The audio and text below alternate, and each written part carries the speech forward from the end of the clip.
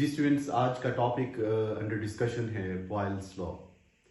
Boils के मुताबिक if other factors remain same the volume of gas is inversely proportional to the applied pressure.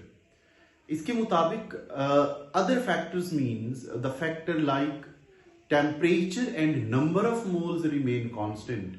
Temperature को भी constant कर दें और नंबर ऑफ मोल्स को भी कांस्टेंट कर दें, मीन्स गैस की अमाउंट जो हो उसकी फिक्स्ड अमाउंट हो, तो प्रेशर और वॉल्यूम के दरमियान जो रिलेशन होगा वो इनवर्स रिलेशन होगा। इसकी स्टेटमेंट बनती क्या है उसको मैंने आपके सामने व्हाइट बोर्ड के ऊपर प्रेजेंट कर दिया। That the pressure of fixed amount of gas varies inversely.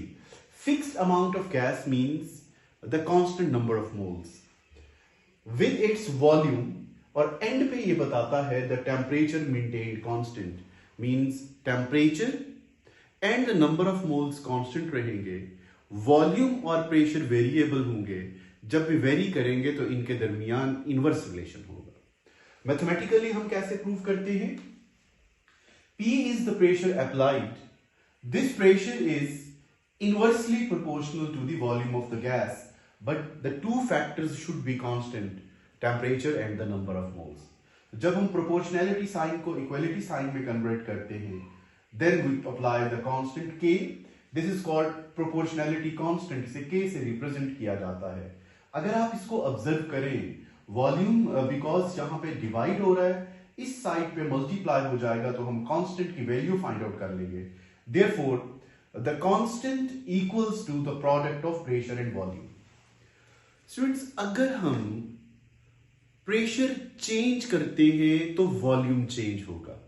Pressure बढ़ाते जाएंगे वॉल्यूम डिक्रीज होता जाएगा, जबकि इसके बरक्स अगर प्रेशर को इंक्रीज करेंगे तो वॉल्यूम डिक्रीज हो जाएगा।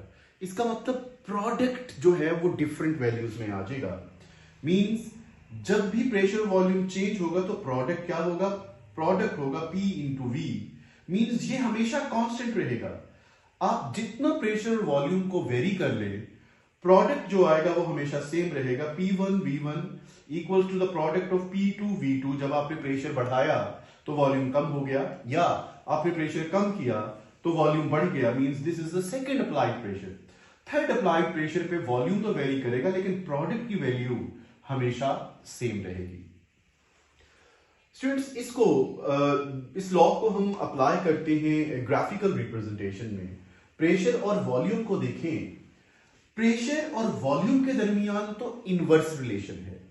वाई प्रेशर और 1/v के दरमियान रिलेशन देखें, 1/v के दरमियान तो ये डायरेक्ट रिलेशन है। जब इनवर्स रिलेशन होगा तो आपको इस तरह की आइसोथर्म कर्व बनती हुई नजर आएंगी।